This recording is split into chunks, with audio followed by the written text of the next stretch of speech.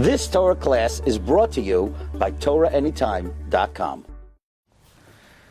Okay, good evening, Rabbi. Bruchim Habayim. Welcome to our Shiur tonight on Parshas Vayeishev. We'll speak about Chanukah as well. And tonight's Shiur is sponsored by our dear friend Rabbi Yaakov Grant of Edgware, London. So we're Mavarich Rabbi Yaakov. He should have bracha v'atzlacha, simchas hanachas, parnas v'ravach, b'mali Hashem kol meshalois libecha l'toiva. Now, we're very excited to announce that the Shurim are available on TorahAnytime.com on podcast, on Shas Illuminated, and on the OU website as well.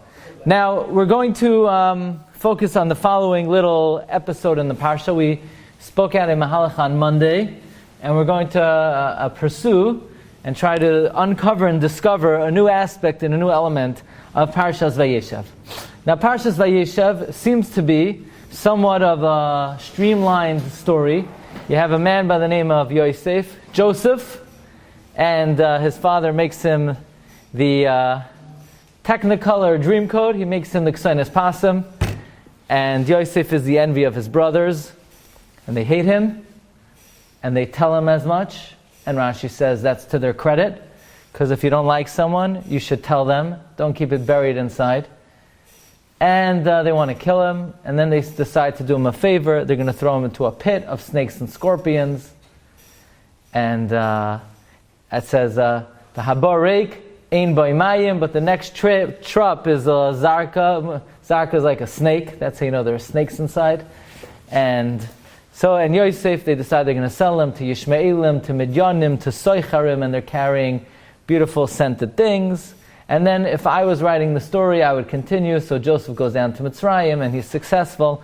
And Potiphar's wife, she makes an advance to Yosef, and she accuses Yosef, and Yosef runs away, and he gets thrown into jail. And that I would call it a day. That would be Parshas Vayeishev. However, in middle of the Parsha, as if it would be some kind of national programming where people's attention span is not that long, the Torah digresses in the middle of the sale of Yosef to say, by the way, we're going to remove the spotlight from this character, now let's shine it on him. By the way, Yehuda went down and he had a Fremenat Dulami, and he married a lady named Shua.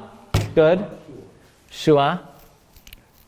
And he had two sons, Aaron Oinan, and a third son, Shelah. And Aaron Oinan, they misbehaved, and Aaron and Oinan die. And Yehuda did not want Tamar to do Yibum to Shelah to do Yibum to Tamar, because Tamar, at least according to some opinions, is a katlanis already. Once you knocked off two people, there are shitas, you're a katlanis. So Yehuda is prolonging and procrastinating. By the way, for those learning Masechta Yevamas, the Rashi Tevos of the opening words of Parshas Vayeishev, Yaakov, V'eretz Megure, Yibum, because this is the Parsha of Yibum, says the Ben La'ashri. And Yehuda procrastinates, but she's mesavet to have children from Yehuda, so she dresses up like a zoina. And the Chazal say Yehuda tried to resist, and Hashem sent the malach, that is Mamuna, on Taiva, and pushed Yehuda into it. And sure enough, 3 months later, or thereabout, she's expecting, and Yehuda says what he means. She's the granddaughter of Shem, she's a Bas Koyin, we got to burn her. And as she's being taken out to be burnt, she said, Yehuda, you recognize these items? These were Yehuda's guarantors that he would pay her for her services. And Yehuda utters the famous words, Sadka Mimeni, and they have two kids. Who are the two kids? Peretz and Zarach. Oh, by the way, now you got that story? Okay, Yosef's back down to Mitzrayim, and what happens to Yosef? Why does the Torah interrupt the regularly scheduled broadcast of the story of Yosef with the episode of Yehuda and Tamar? On Monday we said an amazing shot from the Shla, and I tell you the truth, yesterday was quite busy, and it was 11 o'clock at night, and I still did not know what the shiur would be on. That was the first. And the whole night I was having Chalishas Hadas. What am I going to give shiur on? And luckily, the heavens woke me up at 5 a.m., and the following idea hit me. And it seems to be very simple. Why this little episode is interjected in the middle of the Parsha? Because the Gemara Megillah tells us a very famous principle. It says, and people want to know, why does every shir I give about Purim? Why not? It should be about Tisha B'Av. Purim is always, Purim is always a good topic to segue into. So the Gemara Megillah says, Achar hadvarim ha'ela, after these words. Achar hadvarim ha'ela gidal hamelech achashverosh es hama. It's almost Purim, by the way. You know that? Basically, after Chanukah, you have, less than 6 weeks to Tu B'Shvat, and then it's 4 weeks to Purim, and then you're good. And then you have to start cleaning for Pesach. So we're almost there. Right. Okay. So speaking about the pandemic, let's talk about the pandemic a little bit. So the pandemic started in Wuhan or in Italy or in wherever it started. It's a machloikis hashaitim, where exactly the pandemic began. And we're still waiting the vaccine. We're still waiting the refuah. So the Gemara Megillah says that, why does it say the Ribbon Shalom brought Haman after these matters? Obviously it happened after whatever we said. So Amar Rava, after the Ribbon Shalom created the refuah to the Makkah, after Hashem put Esther in power, and the Jewish people have an advocate in the Beis HaMelech, and everything is set into place to be able to bring the salvation, so then Hashem brings the Makkah. The Amar Rish Lakish, Ein HaKadosh Baruch Hu Makkah Es Yisrael Elam Kein Bar Lahem Refuah Tchila. God does not smite the Jewish people until He first creates the remedy. Shenemar Kerifi Li Yisrael V'Nigla Avoin Ephraim. However, by the nations of the world, it's not so. First God smites them, and then He figures out how to cure them. Where does it say that this has anything to do with Purim? So that's why after God put Esther into power, then and only then He brought Haman to the scene. In the words, Achar hadvarim ha'ela. The Gemara says, Achar mai. After God created the refuah of Esther, only then did Hashem bring Haman to power. In other words, not until Esther was in the Perek Gimel. Right, exactly. So, Perek Gimel of the book of Esther. Yeah, Megillah Esther. Now, comes the stipler, because Reb Chaim asks, what's the nafkamino? The refuah comes when the refuah comes. What difference does it make if the refuah comes before the makkah? Either way, you're not getting it. So you get it when you get it. So what difference does it make if it existed before or existed after?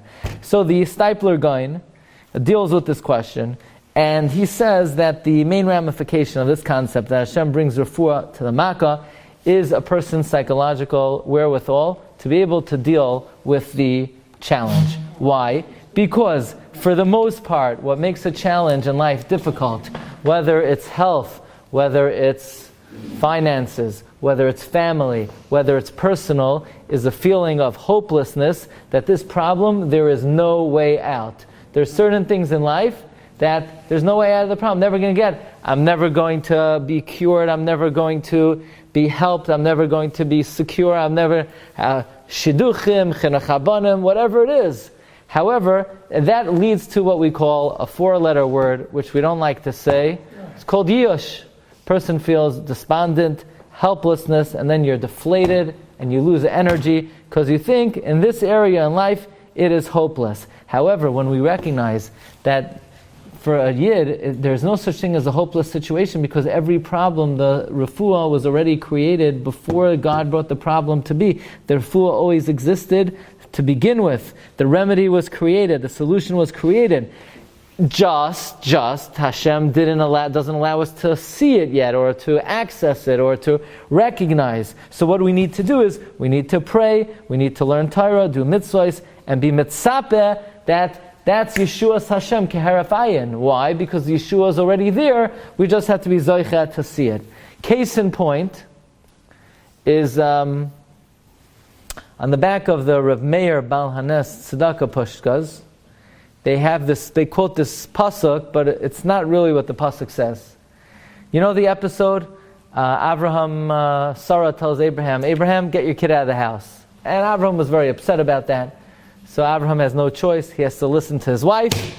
And he throws Yishmael out of the house. And Hagar goes. And they're thirsty. They're in the desert. And Yishmael is about to die of thirst. And she throws him under the bushes. And she goes far away. She says to herself, I cannot witness the death of my child. And all of a sudden, what does the pasuk say? Ki amra al Erev Eloi sayoled. But as soon as Rebbe Hashem was ma'orer his rachamim, vayifkach Elokim eseineha, God opened their eyes, vatera be'eramayim. It doesn't say Hashem created the water. It doesn't say Hashem opened up the well, or Hashem dug the well. The well was there, the water was there. Hashem merely opened up her eyes to see what was in front of her nose.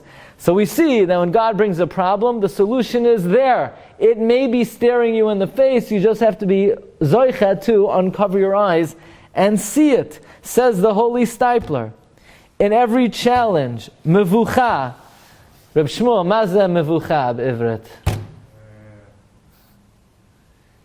Confusion. It can be embarrassment.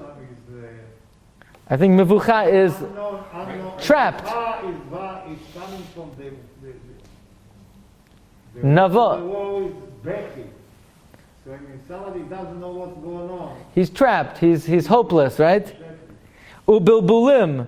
Somebody has anxiety, depression, and in any situation in life, the solution is very simple.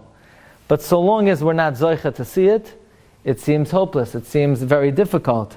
We don't see what is in front of our eyes. However, we have to have bitachon that the refuah has been created, the remedy is created. We just have to be zoicha to see it, to access it, to appreciate it and behold it, and then l'soif, the Yeshua will come. In fact, it's the same thing in learning. You know, sometimes you're geya and learning, you're trying to understand, and all of a sudden, I chap. So what exactly was taking so long? What were you breaking your head over for the last 3 hours? The answer is, so long as God doesn't open up your eyes, you don't see what's in front of your eyes. That's why we're mispalel. Gal einai, uncover my eyes, va'abita neflois mitarasecha. In fact, we say in Perkei Avos, those who learn Torah Lishma, Hashem is megale, the secrets of Torah. What does it mean Hashem is megale? The secrets are there. They're blatant, they're obvious. You just have to be, you have to uncover it, you have to reveal it. Now, Moshe Rabbeinu received the present of Purim from the Malachim. okay. So it was in the open. So the same thing would be, the same thing would be for the pandemic. God does not strike the Jewish people unless He creates the refuah before. Now, how do you deal with a global pandemic that affects both Yisraelim and Einam Yisraelim? And so what, for the Yisraelim, the refuah was created for the Eni Yodea. But that's the point. Now, technology for vaccinations. The what? The technology for vaccines it's there. For years. So I'm saying even they just needed to make a vaccine but the actual vaccine technology was before. So the elementary building blocks of it. Right. Okay. And how would it be for Yisrael but not for... Okay.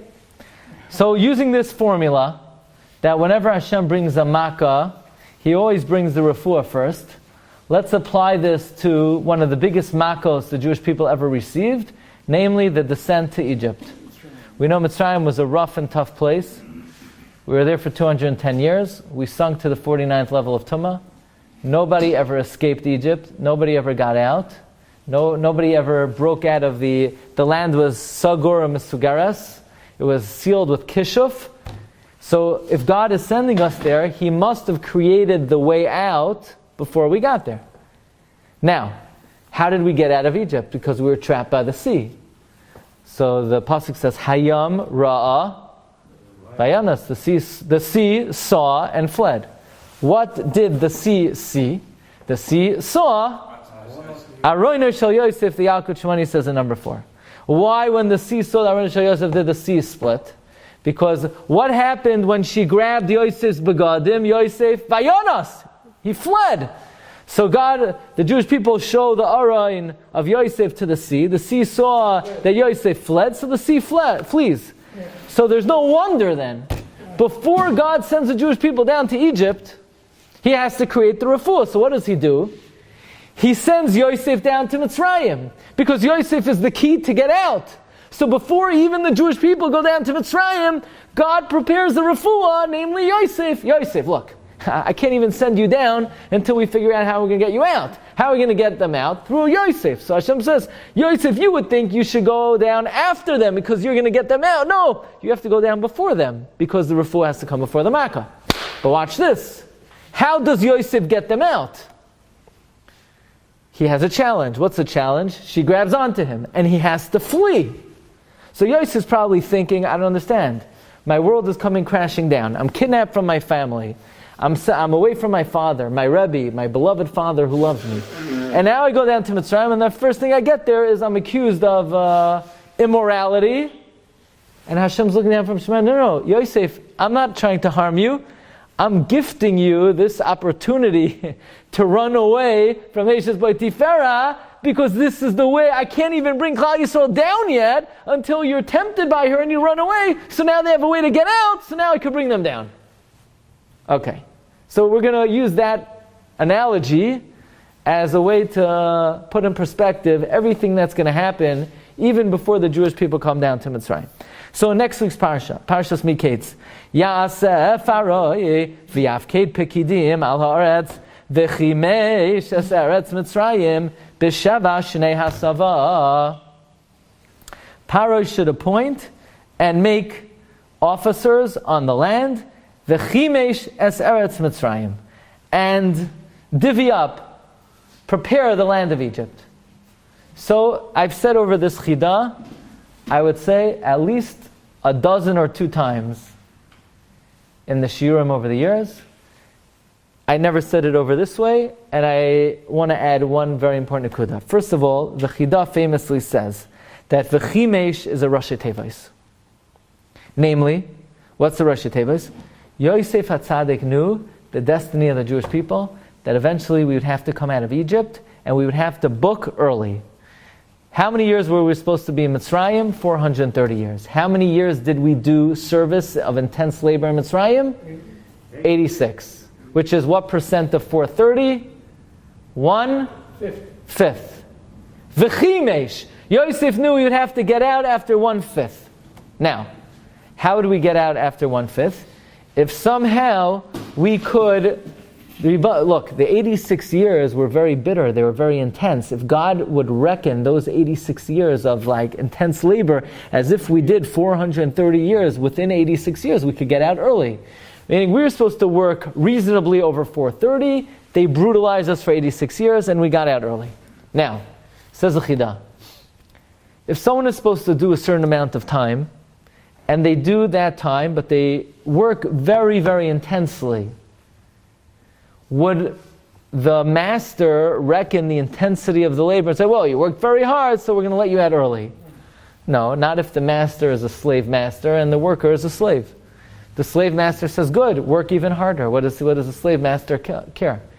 But if the person who's doing time is the son and the father is the one who is the appointee, the father says, look, I'll have Rahmanas on you. You were only supposed to work this amount. So whether you spread it out over a longer period of time or you do it more intensely, that will be, the intense labor will be acceptable in lieu of a longer service. So Yosef knew that if we would stay in Mitzrayim any longer, we would disappear as a people, we would fall into the Shar Nun. So Yosef knew we got to get out of Egypt early. How are we going to get out of Egypt early? If God could reckon the intensity of the service as if it was spread out over a longer period of time. Why would God reckon the intensity of the service as if it was spread out? Because God's our Father and we are His Banim. Who said that we're Banim to Hashem? Mayor. You're right, Reb Meir said we're Banim. Thank you, Reb Sender. If anybody wants to get the new Sefer, it's available on the new website, rabbidg.com. I know people were wondering. It's been 20 minutes. We didn't mention it. What? It's available on podcast. The Sefer is not available on podcast, no. Did you But answer the question of why we brought down the story of Yehuda? no, that's the first question. I'll get back to it all at the end. Okay, so Yosef wants to establish that were banim in Mitzrayim. So how does he do so? Yosef, you see, we used to say, Yosef told Paroi, we need to institute the following 3 mitzvos that establish the Jewish people are banim. But I don't think the Chida is really saying that. I think Yosef just used words that are merames, that these are 3 things the Bnei Yisrael have to keep very carefully to establish when they get here that they're banim. What are they? V'chimesh, Chodesh, Mila, and Shabbos. These 3 mitzvahs demonstrate and publicize the fact that we are the children of HaKadosh Baruch Hu. V'chimesh es eretz Mitzrayim. How do they demonstrate that? So first of all, we'll start with Shabbos. Shabbos, God rested on Shabbos. So Shabbos is God's personal possession. It's His property. It's His scepter. Anyone who touches the scepter of the king, he's a marid b'malchus, off with his head. So the only person who has a right to take the scepter of the king is the king's son. So Shabbos demonstrates we're banim to Hashem. That's why goysha Shabbos is chayv misa. Mila, the Zohar says, someone who guards the Mila demonstrates he's a beloved son of Hashem. And Chodesh, look, Bezdin, they say tomorrow's Rosh Chodesh, but today's Rosh Chodesh. So who does God follow? The reality or what Bezdin says? God follows the Bezdin. What if Bezdin intentionally made a mistake? God follows the Bezdin. What if Bezdin is unlearned? God follows the Bezdin. Why in the world would God follow the Bezdin and not the reality? And the answer is, this mitzvah demonstrates that we are the beloved children of Hashem. V'chimesh es eretz Mitzrayim. That these 3 mitzvahs demonstrate we are banim. Why did Yosef want to demonstrate that we're banim? Because this way God will reckon the intensity of the shibud and let us out after 86 years instead of 430 years. In fact, the Chida, in his Haggadah Shel Pesach, he elaborates on this idea. He says something very interesting. You know, God, when He came to redeem us from Egypt, He had a dilemma. You know what the dilemma was? The Medrash says the dilemma was that any Kaihanim here? How could Hashem come down and do Marcus B'chayr? The answer is the Kayan. Gavaldik. So Absender is saying, the dilemma is you have a Kayan, and he dropped his truma in the Beis HaKvaros. Could a Kayan go into the Beis HaKvaros to get his truma? The Medrash says he could go in, because otherwise the truma is going to be stuck there forever. So God had a similar dilemma. He's a Kayan. Could he leave his truma Klal Yisrael Mitzrayim, or is God going to be metameh to the Jewish people and redeem them? So God says, I have no other way to get him out other than to be metameh, so I have no choice. So ask the Marash Yafa, what do you mean? Why can't God send a messenger? Why can't God send an agent? And he says, but Makas B'charos he had to do himself, so for Makas B'charos there was no Eitzah. However, says the Chida, another reason why God had to come Himself to redeem the Jewish people, he says like this. Raise your hand if you go to the mikvah every hour. No, I'm just joking. Raise your hand if you've ever been to what's the biggest mikvah you've ever been to? Vizhnitz, Satmar, Skver. Somebody's shaking his head, Skver. The Gemara has the following shaila in Sanhedrin. The Gemara asks, Moshe Rabbeinu died. Who buried Moshe Rabbeinu? God. How? When God buried Moshe, what mikvah did he go to after? The mikvah must have been very, very big. God is who could measure the amount of water God needs? So what mikvah did God go to? Fraktoisus, what mikvah did he go to? How is he allowed to become tummy in the first place? He's a Kayan. Mace mitzvah. Not a mace mitzvah. Sure it is. So Toisus says, good. Toisus says, there's a raya that we're banim lamakayim. That's how Hashem was able to be matame to Moshe Rabbeinu. That's Toisus. So the Chida says as follows. God's going to take us out early. And all the malachim are going to say, what are you taking them out early for? So God's going to say, well, I'm going to reckon the intensity of the labor as if they did 430 years and 86 years. So the malachim are going to say, but that's only if they're children. God says, they're my children. So malachim says, prove to us they're your children. So God says, I'm going to prove it. I'm going to be metame to them and go down into Egypt And how am I allowed to be matame to them, other than the fact that I'm their father and they're my children, and now that they're my children, I'm allowed to be matame to them, and now I can take them out early. So I ask you the following question. Who established that we are children to Hashem in Egypt, that Hashem should be able to take us out early? Whose idea was it?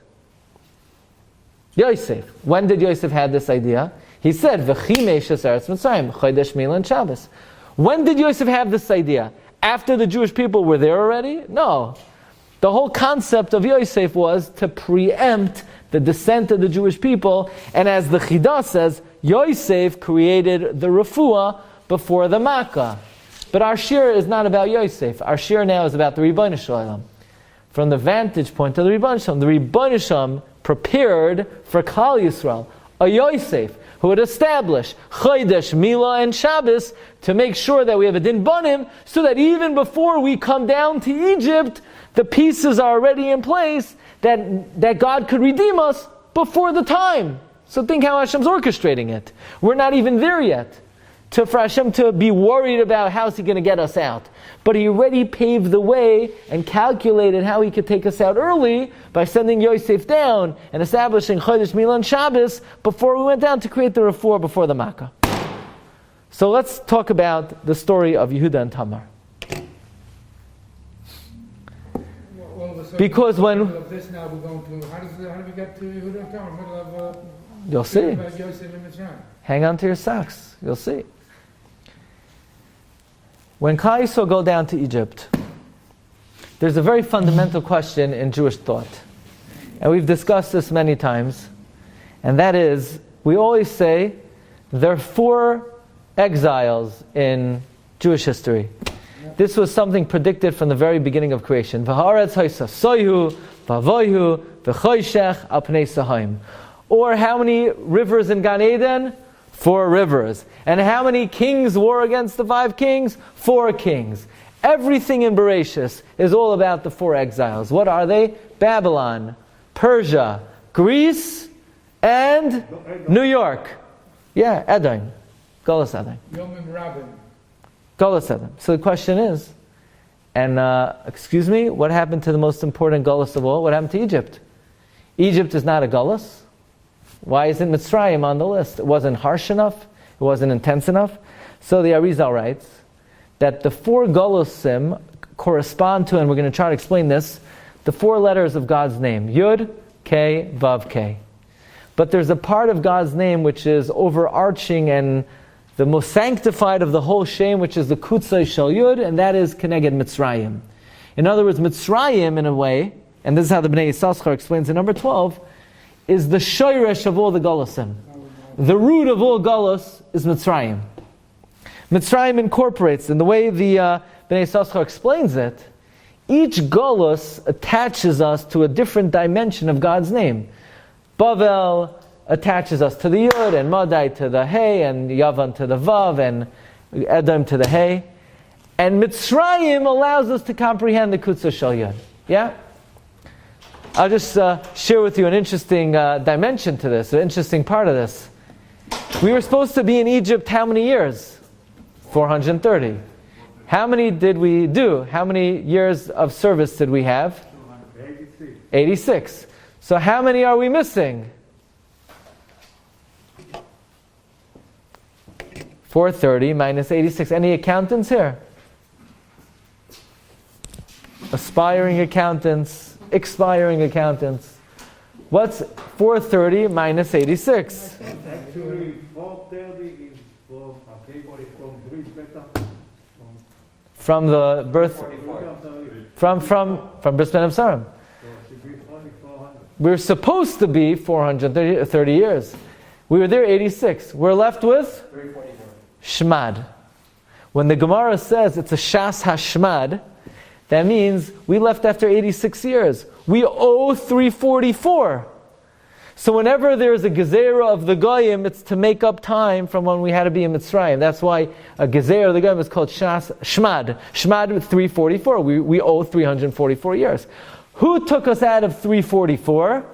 Moshe's Gematria 345. That's how he was Moitzi us, because Moshe is 345. Hashem told Moshe, V'zel lecha ha'ois. You have the one added numerical value that could get us out of Mitzrayim. That's the famous chidah we always say over.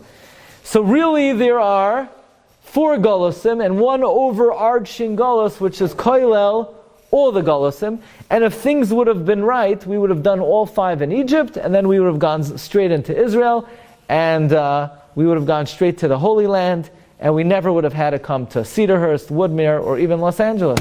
We would have gone straight to the Holy Land. But what could we do? We didn't do Babylon, we didn't do Madai, we didn't do Paras, we didn't do any of it in Mitzrayim, and we had to come back and do it. But Mitzrayim is the fatherhead, the motherhead of all the Golusim. In fact, if you look in the beginning of Shemos, Ve'ele Shemos b'nei Yisrael, Ha-Ba'im, Ba'im is Rashi Teva, is Bavel, Edom, Yavan, Madai, and the Hey is the 5th one, HaKoil, Mitzrayim is everything. Or Mitzrayima, the Chidah writes in number 10, Mitzrayima is Mem is Mitzrayim, Sadi is Tsoile, the swamp, that's drain the swamp, that's Bavel, Roimi, Yavan, Madai. Okay, very interesting. So Mitzrayim is, so to speak, the fatherhead, the motherhead of all the Golusim. In fact, the Megala Amukas also writes the word Rabim is Roimi, Bavel, Yavan, Madai, and Yaakov Avinu was Mesabel on Yosef, Yamim, Rabim, because Mitzrayim incorporated all the Golusim. So I ask you one thing. The Jewish people are about to go down not just to the land of Egypt and build pyramids, but Mitzrayim is the shoresh of all of Golus. It's the root of Babylon, it's the root of Madai, it's the root of Persia, it's the root of Greece. So that means it's the root of our current Golus. So before God's going to send us down to Mitzrayim, He must create the salvation, not just from Egypt, but from all the Golusim. Now what's the salvation from Golus? Malchus Beis David, Mashiach. So the Parsha reads, Mamish Kafta V'Ferach. God says, look, Yosef, your brother's going to hate you. They're going to want to kill you. They're going to send you down to Egypt. But one second, before you get down to Egypt, flash the light over there. Yehuda's going to go. He's going to take a woman named Shua. He's going to have 2 kids. They're going to marry Tamar. And then Tamar's going to live with Yehuda. Yehuda's going to bring Zarach and Paratz. Malchus Beis David is in place. All right, now it's time for the Jewish people to go down to Egypt. But as they're going down to Egypt, before they get there and set into motion the whole historical process of Golus, the Rebbeinu Shem has to create the process of Malchus Beis David Mashiach, which is exactly what he does. And this, I believe, is the simple reading of Parshas Vayeishev. Before we go into Golus, God has to create the remedy. The remedy being Oiroi Shel Mashiach. And then I realized this year is so pashut, the Medrash says it explicitly. The Medrash in Bereshis Rabbah, Pehei Aleph, number 15 and number 16, Vayehi ba'es hahi, it was at that time. Meaning when Vayered Yehuda went down. The Medrash paints the picture. Rav Shmuel Bar Nachman Pasach, Ki anoichi yadati asal machshavas, God says, I know all the machinations and thoughts. What were the Shvatim doing? They were busy selling Joseph. What was Joseph doing? He was fasting in sackcloth. He was misabel, that he was being separated from his father. Reuven was fasting and he was mourning that they were going to blame him for the sale. Yaakov was fasting and mourning. Everybody's world is coming crashing down. God is about to bring the history of mankind, Golus, on Klal Yisrael. Yehuda is busy getting married, and what's God doing? This is a famous medrash, but we're just trying to just illustrate and portray, just look what's going on.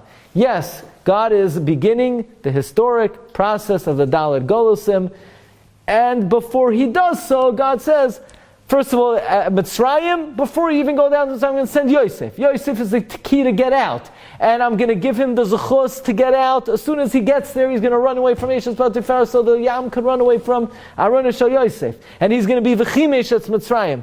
But moreover, I'm giving you the ability to get out of all the Golusim through the creation of Malchus Beis David, Zarach, and Paratz. And this, I believe, is a very blatant demonstration of Ein HaKadosh Baruch Hu Maka Es Yisrael Ad Sheboire Lohem Refuah Tchila. God brings no problems until He brings the remedy first. In fact, the Vayeishev Rabbah continues. Did you say the Moshe Rabbeinu? So if you wanted to know, did I answer the question of why the Torah digresses to speak about Yehuda Mil Mechiras Yosef? The answer is yes. Thank you. But did you say before that Moshe was the cure for Egypt? to take them out? Yeah?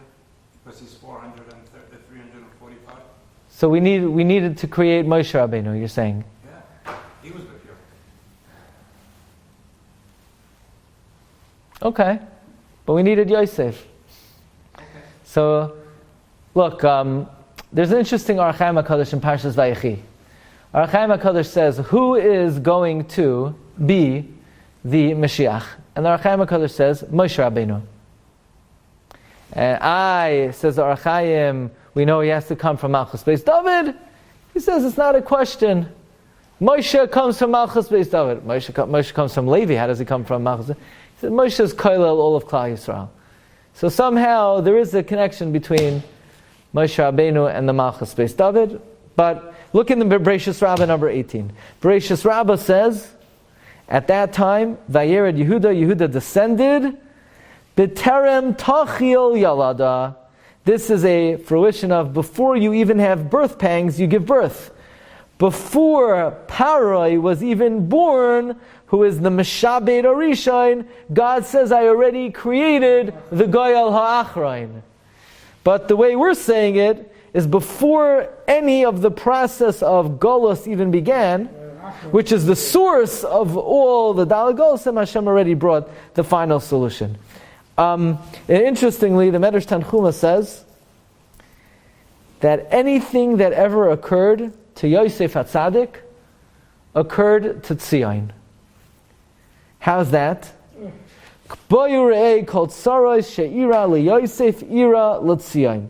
Yosef, it says, Yisrael loved Yosef. By Tzion it says, Oyev Hashem Sharei Tzion. By Yosef it says, Vayisnu Oisai. But Tzion it says, Nasnu alai v'kala kein tzneisia. By Yosef it says, we're bundling bundles. By Tzion it says, Ba yavai berina noisei alumoisav. By Yosef they said, Hamalech timlech aleinu. By Tzion it says, Oimer l'Tzion malach eloikayach. Yosef had a dream. Tzion. B'shuv Hashem v'shiva Tzion hayinu kechomim. Everything that happened to Yosef happened to Tzion. So in a way, Yosef's descent is the Golus of Tzion. And the ultimate ascent of Yosef is the salvation of the Jewish people. In fact, the Eitz Yosef says, what is the connection between Yosef and Tzion? And he says they have the exact same gematria. Yosef is gematria 156. Which is what? What's Yosef gematria? Yud Vav is 16 plus 60. That's 76 plus Pei 156. Yeah, 156. That is the gematria of Yosef. 6 times Yud Kei Vav Kei. So is Tzion. Tzion is 6 times Yud Kei Vav Kei. So apparently, if you remember last week we learned the names of all the Shvatim reflect the redemption from Egypt. The name of Yosef reflects the future redemption. Yosef Hashem Shenes. Yosef represents the Geula. His descent is the subjugation of the Jewish people. And everything, even though he descended and he was subjugated, God gave him the ingredients to ultimately be the Redeemer of the Jewish people, and to be able to be Koira the Yam, and be able to give Klal Yisrael the Chusim to get out. But the limud is that before the Rebbeinu Shalom brings any kind of challenge to the Jewish people, he always creates the vaccine, the remedy, before the Makkah. So may the Rebbeinu Shalom open our eyes, and we should be Zoicha always to see Yeshua's V'nachamos Lanu L'Chal Yisrael. Amen. Shkoyach. If anybody wants to get a hold of any of the new Sfarim, we mentioned rabbidg.com. If anybody wants to help contribute toward the upcoming Sefer, Be'ezus Hashem, on Sefer, well, that was quick, on Sefer Vayeishev, please let us know. Shkoyach, Tizkol Mitzvahs. You've just experienced another Torah class brought to you by TorahAnytime.com.